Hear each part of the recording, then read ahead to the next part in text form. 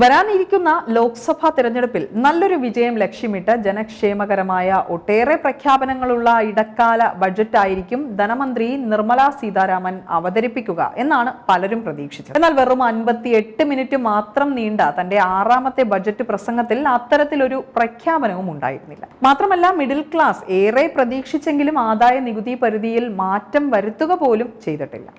തീരുവകളിൽ മാറ്റമില്ല എന്നും പുതിയ നികുതി നിർദ്ദേശങ്ങൾ ഏർപ്പെടുത്തുന്നില്ല എന്നും ധനമന്ത്രി പറഞ്ഞു.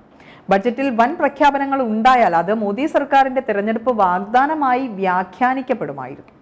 ഇതൊഴിവാക്കാനായിരിക്കാം അത്തരത്തിലുള്ള പ്രഖ്യാപനങ്ങളെല്ലാം ഒഴിവാക്കിയത്. വീണ്ടും മോദിയുടെ നേതൃത്വത്തിലുള്ള സർക്കാർ തന്നെ അധികാരത്തിൽ വരും എന്ന ആത്മവിശ്വാസത്തിൽ മുന്നോട്ട് പോകുന്ന BJPക്കും കേന്ദ്രത്തിനും അത്തരത്തിലുള്ള വാഗ്ദാനങ്ങളൊന്നും ആവശ്യമില്ല എന്ന് വ്യക്തമാക്കുന്നത് കൂടിയായിരുന്നു ബഡ്ജറ്റ്. സർക്കാരിന്റെ നേട്ടങ്ങൾ എണ്ണിപ്പറഞ്ഞുകൊണ്ട് പ്രസംഗം തുടങ്ങിയ ധനമന്ത്രി ജനങ്ങൾ ഭരണ തുടർച്ച നൽകുമെന്ന് പ്രതീക്ഷിക്കുന്നുണ്ടെന്നും പറഞ്ഞിരുന്നു.